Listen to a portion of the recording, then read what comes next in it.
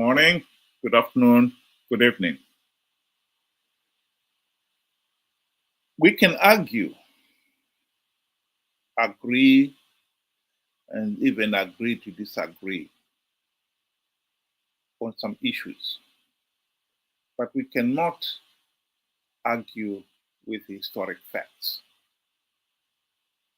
There are some things that we have got to accept if we're going to have any meaningful dialogue, if we're going to make any meaningful progress. Zimbabwe is a failed state. That is a fact. One of the reasons why Zimbabwe is a failed state is that for the last 44 years, we've been stuck with a corrupt, incompetent, and tyrannical Zanu PF dictatorship. The last 24 years of which the dictatorship has survived with the connivance of the MDC CCC. Those are historic facts. And yet some people are determined to deny them. The other day I posted a video in which I made those two basic statements that MDC CCC leaders have sold out on implementing democratic reforms necessary to stop Zanu PF breaking the elections. That's point number one. Point number two, that ever since the 2008 to 2018 GNU debacle, MDC CCC have participated in flawed elections, knowing fully well that they are flawed, knowing fully well that by participating, they'll give Zanu PF legitimacy. That's point number two. Point number three, that Chamisa last year lied about plugging the vote rigging loopholes to stop Zanu PF rigging the elections for the sole purpose of conning people to participate in those flawed elections, to give Zanu PF legitimacy and thus to perpetuate the dictatorship. Mentioning those 3 points seem to have touched a raw nerve, particularly with the Chamisa Chete brigade.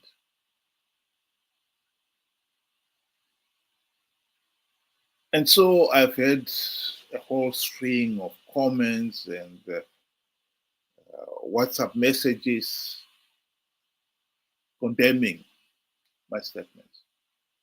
One of them is, I'm showing it there on the screen. And this village idiot, well, he is a village idiot, is arguing that last time he checked, Chamisa was a private citizen. So what? Are we saying that what I said, the 3 points I said, is now irrelevant just because Chamisa has taken a convenient sabbatical? That is foolish.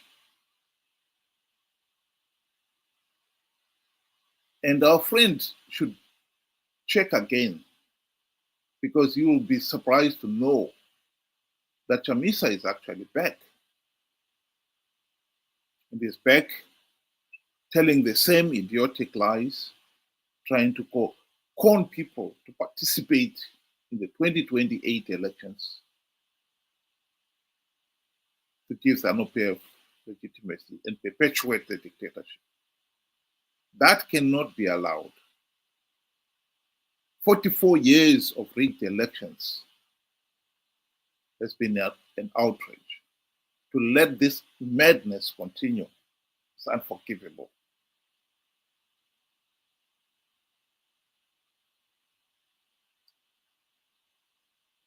And in this particular case, our friend goes on to accuse me of being obsessed over Chamisa. Me obsessed? Why should I be obsessed about Chamisa? What I'm obsessed about is stopping this madness of rigged elections that has lasted now 44 years and counting, and left the country in an economic mess in which millions of our fellow citizens are living in abject poverty with no hope for a future. This is what we should all be obsessed about.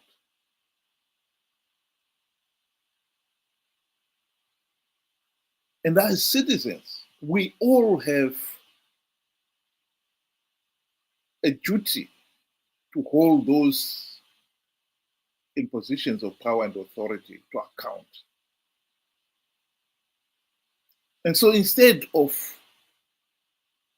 this village idiot doing his duty of holding those who have dragged the country to the economic and political mess we are in,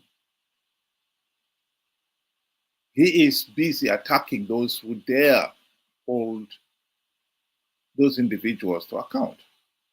How idiotic can you be? And so here I am. I find myself in a situation where I have to apologize to this village idiot. How upset. Of course, it's nonsensical. But that's where we are. I have also found myself being called worse things. In this particular case, I am the one who is now mad. I'm the one who is the village idiot for daring to bring up those points.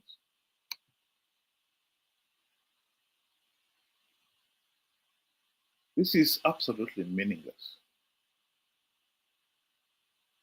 So I am now mad for saying we should end this madness of rigged elections.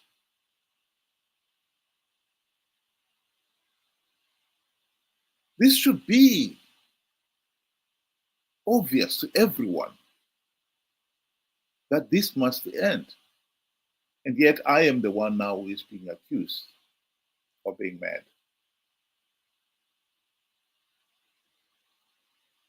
That's one of the problems we've had in Africa. Our inability to look at issues and deal with them objectively.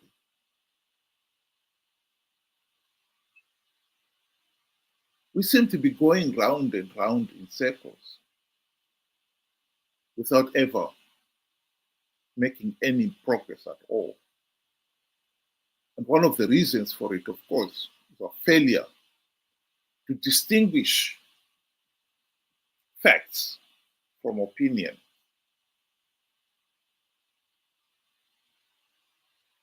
And so we mix the two, depending on where you are. The facts can become an opinion and will be disregarded because it suits you, your argument. Well, I refuse to accept the nonsense that MDC-CCC guys did not sell out on implementing reforms. They sold out on implementing reforms. And I make no apologies for saying it. I also make no apology for saying that Chamisa sold out. Chamisa lied when he argued that he had plugged all the vote rigging loopholes. This is a historic fact. Why we should even have to argue over it? It beggars belief. Here is one instance where Chamisa was taken to account for his lies. Ende patakasangana na Trump akatibvunza navakomana mari yamuri kuda kuti nyika ifambe imari. Serious questions were raised about your behaviour in Washington, D.C. You did see some senior people on Capitol Hill, some Congress people, but you also claimed that you'd seen Donald Trump. You claimed you had a conversation with him in which you said he asked you how much you needed to move the country forward. You told him $15 billion, and he said to you that he would provide the money if you won the election.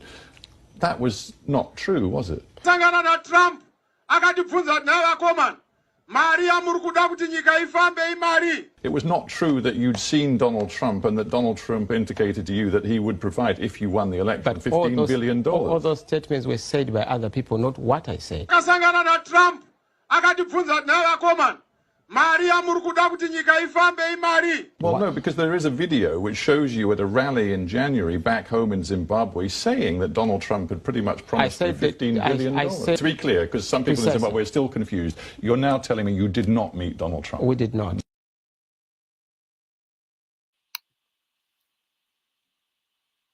And I repeat here, Chamisa lied about plugging the vote rigging loopholes to con people to participate in flawed elections out of greed. That is a historic fact. And to deny it is being pathetic. And I am not going to apologize to somebody who thinks that stating the truth, I should apologize for that. No, I'm not going to apologize for that. Those who are denying that Chamisa lied are the village idiots, the real village idiots. And I'm not going to apologize to a slug. Here is a historic story of the mathematician, the Italian mathematician, physicist, and philosopher Galileo Galilei. In his time, he was pressured to deny what he could see with his own eyes, that he had all the evidence, empirical data to prove it, that the earth was not the center of the universe.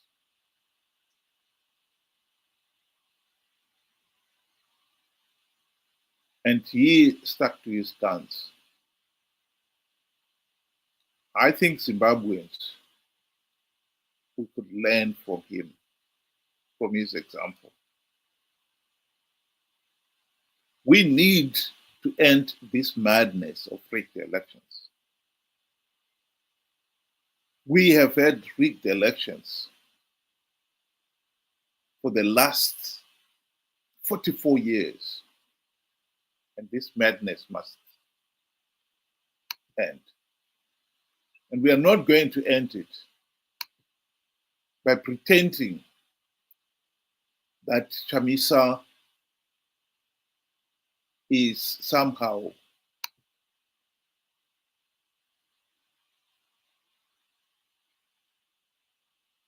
an infallible demigod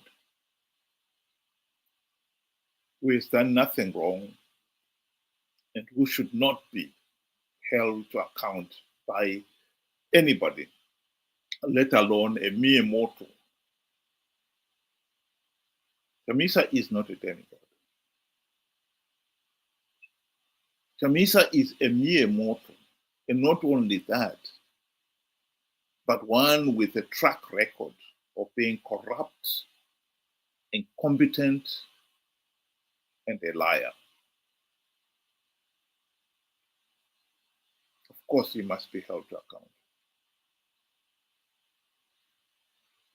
Chamisa is back on the political stage for the sole purpose of conning people to participate in 2028 to give Zanu PF political legitimacy and thus extend the dictatorship. That is the challenge before us. That is what we must stop happening. If we don't, we only have ourselves to blame for it. I repeat, I'm not going to apologize to a slum. Anyone who cannot see the reality on the ground has got the mental ability of a slug. And I'm not going to apologize to a slum. Thank you very much. Have a good day.